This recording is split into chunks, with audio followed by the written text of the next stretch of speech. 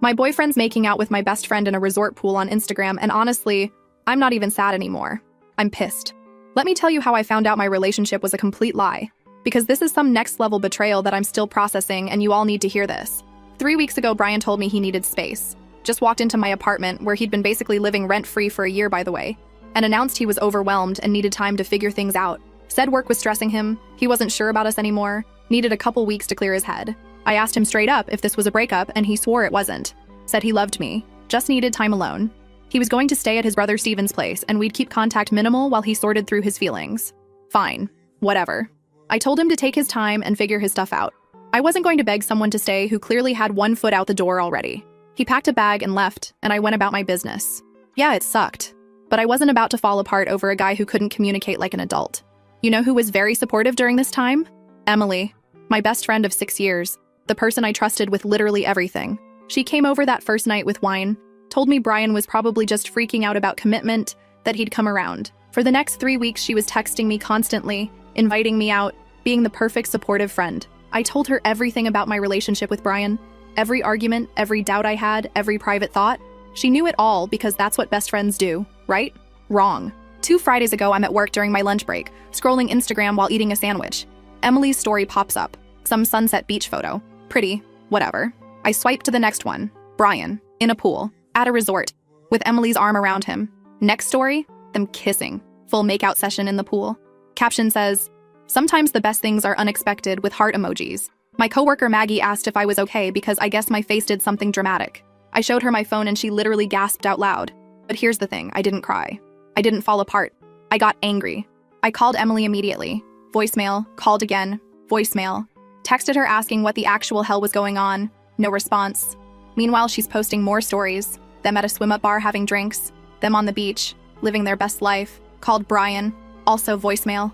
Left him a message telling him to call me back now. Maggie wanted to send me home, but I said no. I finished my entire shift because I wasn't about to let this ruin my day more than it already had. I went home, opened my laptop, and started going through their social media like I was conducting an investigation. And guess what? The signs were everywhere once I knew what to look for. Brian commenting on Emily's gym selfies from months ago, her posting from coffee shops near his work, flirty comments between them that I'd somehow missed. They'd been building up to this right in front of my face. I called my sister Josie and told her. She was ready to drive down from Seattle and commit murder. I told her to calm down because I had this handled. I didn't know how yet, but I knew I wasn't going to just sit around feeling sorry for myself. That whole weekend they posted story after story. Beach photos, dinner photos, couples massage, all of it. And neither of them answered a single one of my calls or texts. Radio silence while they paraded their betrayal all over social media. Monday at work, I was fine, focused. Yeah, some coworkers knew what happened because word spreads, but I held it together. I wasn't going to give them the satisfaction of breaking me. Tuesday, I drove past Steven's place where Brian claimed he was staying. His car wasn't there, obviously, because he was in Florida. Wednesday afternoon, Emily finally called me back. She started with this whole speech about how sorry she was, how things just happened, how she and Brian had been talking for months and developed feelings. She said it so casually, like she was telling me about a new TV show she was watching. I let her talk. Let her explain how they'd connected while Brian was figuring things out. How they'd been fighting their feelings but couldn't ignore them anymore. How Brian had been unhappy in our relationship for almost a year. Then I asked her one question. How long exactly had this been going on? She said months. They'd been talking for months while she was comforting me about my relationship problems. While she was giving me advice about Brian, she was falling for him behind my back. And then she said the thing that made me see red. She said Brian and I were basically over anyway, that our relationship had run its course, and she was actually doing me a favor by helping him move on, that I should eventually be able to be happy for them. I laughed. Then I told her she was delusional if she thought I'd ever be happy about this, and hung up. Called Brian next. He answered this time, launched into this whole explanation about how he never meant to hurt me, how feelings just develop, how he and Emily just fit together in a way we never did. I asked him if he'd been using my best friend to gather information about me, and he said it wasn't like that. Emily just naturally talked about me because she cared. But yeah, he admitted she'd shared things I'd told her in confidence. My fears, my relationship concerns, all of it. He said it helped him understand my perspective better. He helped himself to my private conversations, used them to figure out how to handle me while planning his exit strategy with my supposed best friend. I asked if the space was just an excuse to test drive a relationship with Emily, and he got quiet. Then said it was complicated. He needed time to figure out his feelings, and during that time he realized Emily was what he wanted. I told him we were done, and he could figure out how to get his stuff from my apartment because he was never stepping foot in there again. He asked if we could talk in person when he got back to explain properly, and I said absolutely not. Hung up. And here's where I surprise you. I didn't cry. I didn't fall apart. I got strategic. I went through my apartment and boxed up every single thing Brian had left, called his brother Steven and told him to pick it up by Friday or it was going in the dumpster. Steven was actually apologetic, said he had no idea Brian was in Florida with Emily, thought his brother was actually staying with him and dealing with relationship stuff.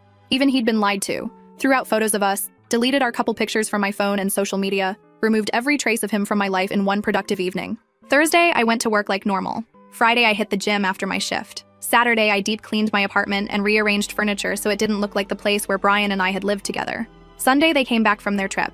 I know because Emily posted them at baggage claim looking tan and happy. They immediately started posting couple content, dinner dates, movie nights, acting like they'd been together forever. Our mutual friends were split. Some reached out to me privately saying they couldn't believe Emily would do that. Others just accepted it and commented on their photos like everything was normal. I unfollowed anyone who seemed cool with this situation because I don't need that kind of person in my life. My mom found out from Josie and called me worried. I told her I was fine, really. And I was. I was angry, but I was fine. For the next week, I watched them live their best life on social media. Going to restaurants we used to go to, hanging out with friends, acting like the perfect couple who definitely didn't build their relationship on lies and betrayal.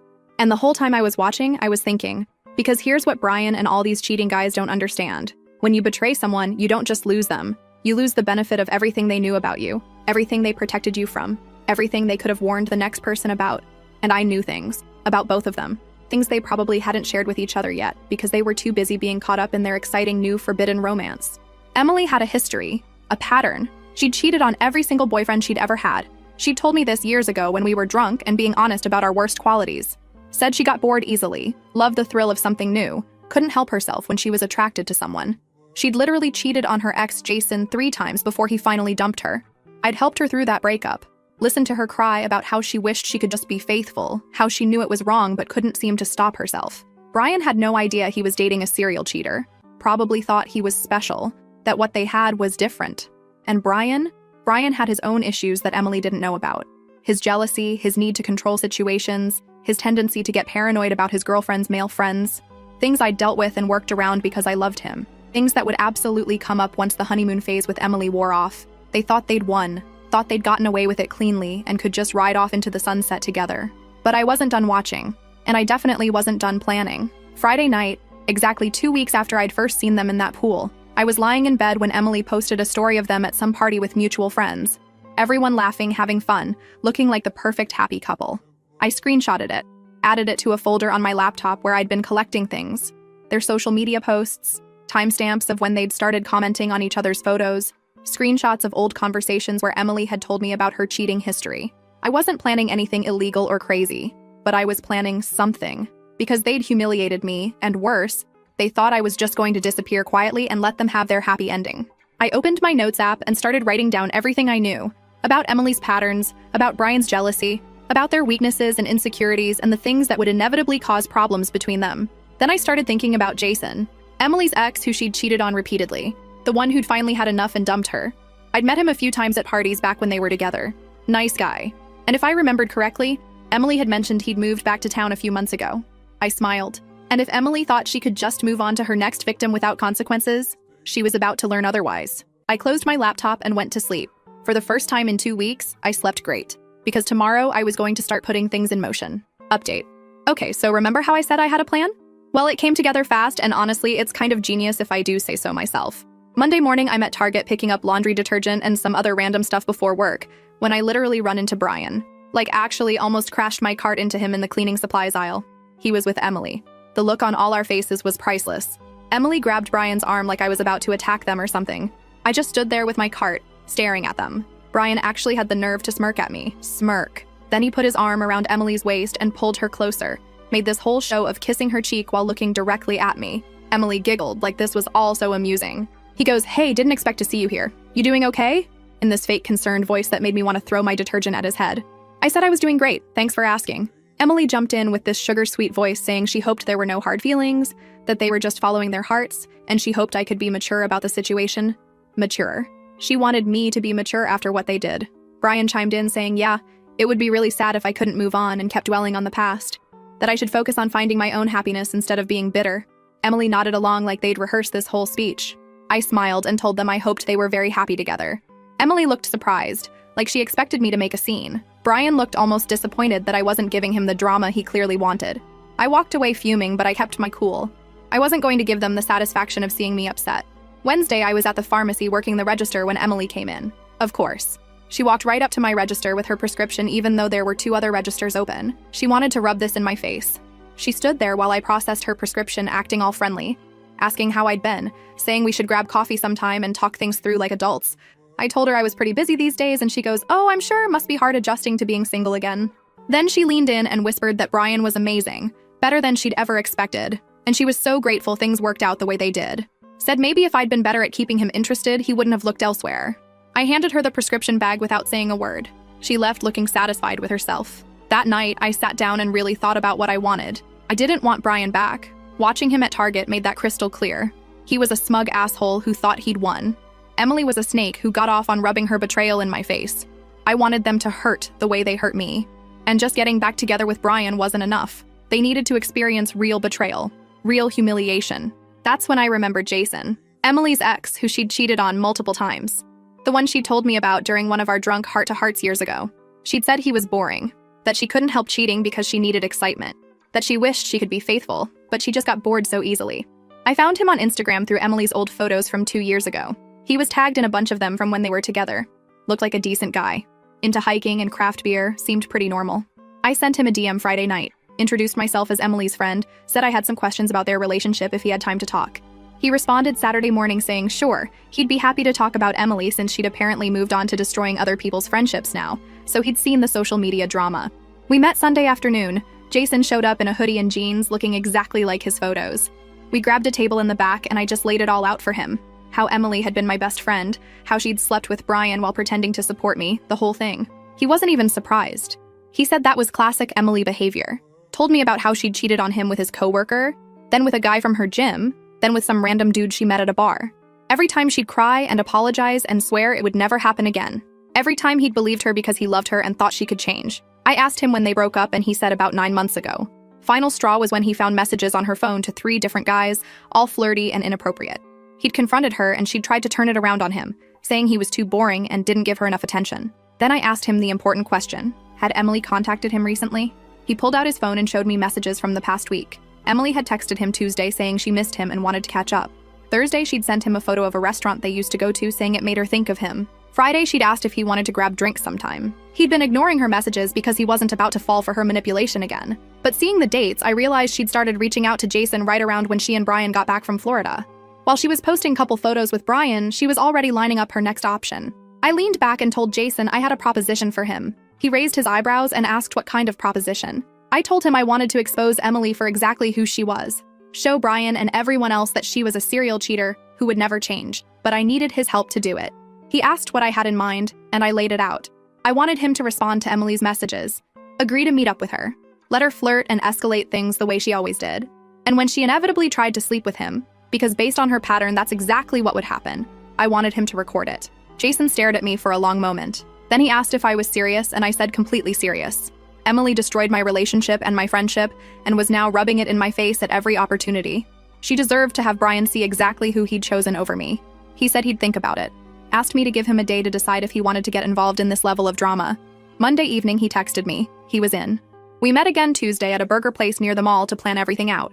Jason said Emily had texted him again Monday night asking if he'd gotten her messages. He'd responded that morning saying, yeah, sorry, he'd been busy with work but would love to catch up. She'd responded within minutes, saying she was so glad, they should definitely get together soon, she had a lot to tell him.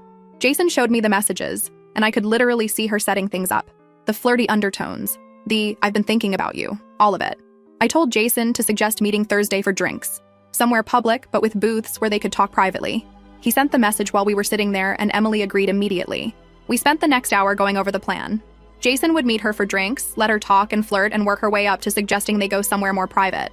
If she made a move, he'd go along with it, but make sure his phone was recording. I gave him specific instructions on how to position it so it would capture everything clearly. He asked me if I was sure about this, and I said absolutely. Emily had made her choices. She'd betrayed me, humiliated me, and was now actively taunting me while already lining up her next victim. She deserved whatever was coming. Wednesday, I saw Brian and Emily together at the grocery store. They were in the produce section, and I heard Brian before I saw him. He was telling Emily loudly that his ex, me, had seemed really pathetic when he ran into her at Target, like she was barely holding it together. Emily laughed and said something about how I'd always been weak and emotional. I ducked behind the bread display before they saw me, listened to them trash talk me for another 5 minutes. Brian said he felt bad for me because clearly I'd had no idea he was unhappy, and that must be such a blow to my ego. Emily said I'd probably never find anyone as good as him, and I'd regret losing him. The audacity. He left me, remember? After asking for space to screw my best friend? But I didn't confront them. I just left my cart and walked out of the store because I knew if I stayed, I'd say something I couldn't take back. And I needed them to think I was broken, needed them to feel smug and comfortable while my plan came together. Thursday, I texted Jason, good luck. He sent back a thumbs up and said he'd message me when it was done. I spent that evening pacing my apartment anxiously, checking my phone every 5 minutes. Josie called me around 8 asking if I was insane and what was I thinking. I told her this was exactly what Emily deserved. And Josie sighed and said fine, but if this blew up in my face, she was not going to say I told you so. Around 11, Jason texted me, it worked. Got everything. You were right about her. I called him immediately. He answered, and I could hear he was in his car. He said Emily had been all over him from the moment they sat down at the bar, touching his arm, getting close, talking about how much she missed him. After 2 drinks, she'd suggested going back to his place. He'd agreed, got to his apartment, and strategically placed his phone on his dresser recording before things went further. And Emily had absolutely gone for it. Kissed him, started taking off clothes, the whole thing, all on video. He said watching it back was surreal because this was exactly the Emily he remembered. Impulsive, selfish, unable to control herself when she wanted something. He asked if I wanted him to send me the video, and I said yes, but not yet. Asked him what Emily had said afterwards. He laughed bitterly and said she'd laid there talking about how she'd made a mistake getting back together with Brian, how she'd never really gotten over Jason, how maybe they should try again. He'd played along, said he'd think about it. Then she'd gotten dressed and left, kissing him at the door and saying she'd text him tomorrow. I asked him to sit on the video for now. I was still figuring out exactly how and when to drop this bomb. I needed maximum impact. Friday morning, Emily came into the pharmacy again. This time she looked extra happy, practically glowing. She came right to my register and started talking about how amazing her life was, how in love she and Brian were, how she'd never been happier. I just processed her prescription silently while she talked. Then she said something that made my blood boil. She said Brian had told her I'd looked really sad when he saw me at Target, and it made her feel a little bad. So she wanted to reach out and let me know she hoped I found someone eventually. That maybe if I worked on myself and figured out why I couldn't keep a man interested, I'd have better luck next time. I handed her the bag and smiled. Told her I'd actually been working on myself a lot lately, and I was feeling really good about where things were headed. She looked confused, like that wasn't the response she wanted. Saturday, Brian sent me a text out of nowhere. Said he'd heard through mutual friends that I'd been having a hard time and he wanted to make sure I was okay. That, despite everything, he still cared about me as a person. I didn't respond. Sunday, he texted again saying Emily felt bad about everything and wanted to make sure I knew they didn't mean to hurt me. That they hoped eventually we could all be mature enough to stay friends in the same social circle. I responded, tell Emily she should focus on her relationship with you. Seems like it might need her full attention. He sent back a confused emoji and asked what that meant. I left him on read. Monday, Jason texted asking if I'd decided what I wanted to do with the video. Said Emily had been texting him constantly since Thursday night, saying she wanted to see him again, asking when they could meet up. She was already fully checked out of her relationship with Brian while still posting couple photos with him on Instagram. I told Jason to hold tight, that I was waiting for the perfect moment. And then Tuesday morning, that moment arrived. Emily posted on Instagram a long caption about finding your soulmate and knowing when you found the one, with a photo of her and Brian at some restaurant. The comments were full of people congratulating them and saying they were such a cute couple. I screenshot it and sent it to Jason, told him it was time. He called me and we made the final plan for exactly how this was going to go down. Wednesday evening, I was going to make sure Brian and Emily both got exactly what they deserved, and I was going to enjoy every single second of it. Final update. Okay, so you're all probably dying to know how this played out, and honestly, it was even better than I imagined. Wednesday evening, Jason texted me saying Emily had just messaged him asking if he wanted to come over to her place. Brian was apparently working late and she was bored and wanted company. Jason screenshot the message and sent it to me. She literally used a winky face emoji. I told Jason to say yes, but to suggest they meet at that bar where they'd gone Thursday instead, then go back to his place after. Needed the video to be clear that Emily initiated everything, that she deliberately went to meet her ex while in a relationship with Brian. Jason agreed to meet her at 8. I sat in my apartment watching the clock, checking my phone constantly. Around 9, Jason texted, "She's here. This is happening." I paced my living room for the next 2 hours. Josie called me freaking out, asking if I was really going through with this. And I told her absolutely, Emily deserved everything that was coming. Josie said she supported me, but also thought I was kind of terrifying right now, and she was glad we were sisters and not enemies. Around 11:30, Jason texted, "Done. She just left. Sending you everything now. My phone buzzed with the video file. Jason had positioned his phone perfectly on the dresser, and the video was clear. You could see Emily's face, hear her voice. I saved the video to 3 different places. Then I sat there trying to decide the best way to make sure Brian saw it. Thursday morning, I was getting ready for work when I had an idea. I created a burner Instagram account. No profile picture. Random username. Sent the video to Brian in a DM with just one message. Thought you should know who you're really dating. This was last night while you were at work. Then I sent the same video to Emily from the same account with the message. Brian's going to see this. Might want to get your story ready. I went to work feeling powerful for the first time in weeks. Maggie asked why I looked so happy, and I told her she'd find out soon enough. Around noon, my phone started blowing up. Brian was calling me. Emily was calling me. Texts from both of them. I ignored everything and kept working. The messages from Brian went from confused to angry to desperate over the course of 3 hours. He called me 11 times. Left voicemails ranging from asking what was going on to demanding I call him back to literally begging me to pick up. Emily's messages were different. She started with asking what I'd done, then moved to threatening me, then trying to play victim, saying I was ruining her life and I was a terrible person for recording her without permission. I didn't respond to any of it. Around 4, my manager Blake pulled me aside and said I was getting a lot of personal calls and texts, and was everything okay? I told him everything was fine, just some drama with my ex that would blow over soon. He said okay, but maybe put my phone on silent for the rest of my shift. When I got off work at 6, I had 43 missed calls and over 100 texts. Most from Brian, some from Emily. I got in my car and finally listened to Brian's voicemails. The first few were him asking me to call him, saying he really needed to talk. Then they got angrier. Him saying I was a psycho for sending that video, asking where I even got it, demanding to know if I'd hired someone to follow Emily. Then the tone shifted completely. Voicemail number 8 was him sobbing, actual crying, voice breaking, barely coherent. He said he'd confronted Emily about the video and she'd admitted it was real, that she'd slept with Jason Wednesday night, that she'd been texting him for weeks, that everything he'd left me for was a complete lie. He begged me to call him back, said he needed to talk to someone who understood him, that I was the only person who really knew him and he'd made the biggest mistake of his life. Voicemail 9 was him saying Emily had tried to blame me, saying I'd somehow set this whole thing up and manipulated Jason into sleeping with her, that I was obsessed with ruining their relationship because I couldn't handle being alone. Brian said he'd told her that was insane, but then he started wondering if maybe I had been involved and could I please just call him and explain what happened. Voicemail 10 was back to sobbing. He said Emily had admitted she'd cheated on all her exes, that she'd told him she couldn't help herself, that she got bored easily, that she'd probably never be faithful to anyone. He said he felt like an idiot for believing she was different with him. I sat in my car in the pharmacy parking lot listening to him fall apart, and I felt nothing. No sympathy, no satisfaction, just this cold certainty that he deserved every second of this pain. I deleted all the voicemails without responding. Emily's texts were a different story. She started by calling me every name in the book, saying I was psychotic, that I'd orchestrated this whole thing, that I'd somehow convinced Jason to sleep with her and record it just to break her and Brian up, that I was obsessed with Brian and couldn't handle that he'd moved on. Then she switched tactics and tried to play victim, said she'd made a mistake, but everyone makes mistakes and I was being vindictive and cruel. That real friends forgive each other and we could work through this if I'd just be reasonable. That Brian had believed her that this was all my fault and we could both move past this if I'd just admit what I'd done. Except apparently Brian didn't believe her because his messages told a completely different story. Then Emily got desperate. Said she was sorry for everything, that she knew she'd hurt me but this was too far.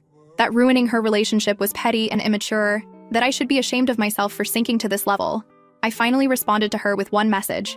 You ruined your own relationship the second you decided to cheat, just like you've ruined every relationship you've ever had. I didn't make you sleep with Jason. You did that all by yourself. She tried calling me immediately. I declined and blocked her number.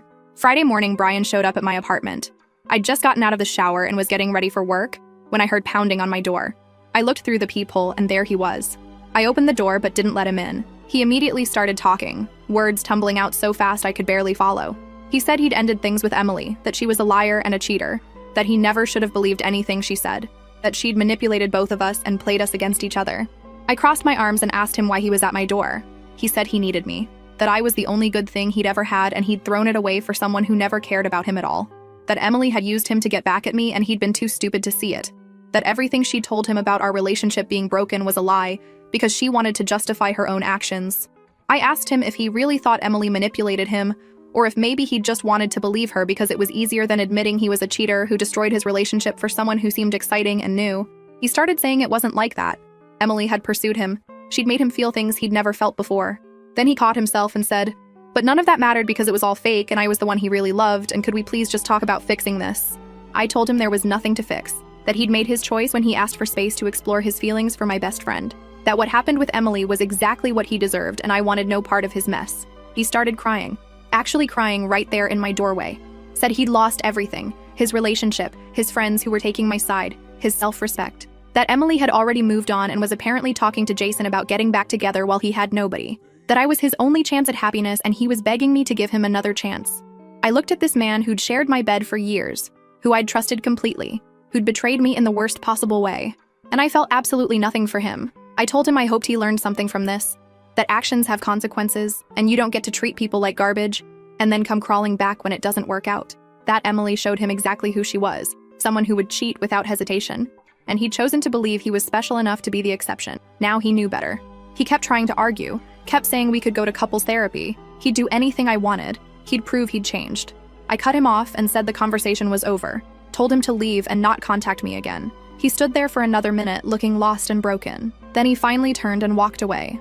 Saturday, I went to lunch with Josie, who'd driven down from Seattle to check on me. She said she was proud of me for standing my ground with Brian, but also mildly concerned about my revenge plot.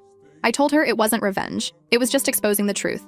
Emily was always going to cheat on Brian eventually. I just helped speed up the timeline. Josie laughed and said I was kind of scary when I wanted to be, and she was taking notes for if she ever needed to handle a cheating boyfriend. We spent the afternoon shopping and getting our nails done, and it felt amazing to just exist without the weight of Brian and Emily's betrayal hanging over me.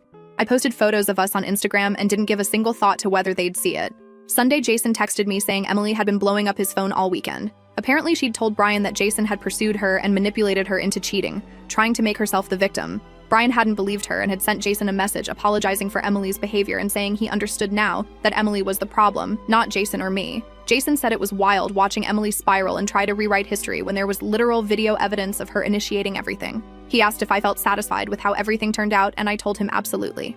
Emily got exposed, Brian got exactly what he deserved, and I got to move on knowing I'd made them both face consequences for their actions. Thursday, Brian sent me a message on Instagram from what looked like a burner account. Said he was moving in with his brother permanently because he couldn't stand being in town where everything reminded him of his mistakes. That he'd probably always love me and regret what he did. That he hoped someday I could forgive him even if I never wanted to see him again. I didn't respond, just blocked that account too. Friday, I was at the grocery store when I ran into Emily's friend Deborah. She stopped me in the frozen food aisle and said she'd heard about everything that happened. I braced myself for her to defend Emily, but instead she said she'd always known Emily had problems with cheating, and she was glad someone finally called her out on it. That Emily had destroyed too many relationships with her inability to stay faithful, and maybe this would finally be her wake-up call. So, yeah, that's the end of the story. And to Brian and Emily, if you're somehow reading this, I hope it was worth it. I hope those 2 weeks in Florida were amazing, because that's all you got before reality came crashing down.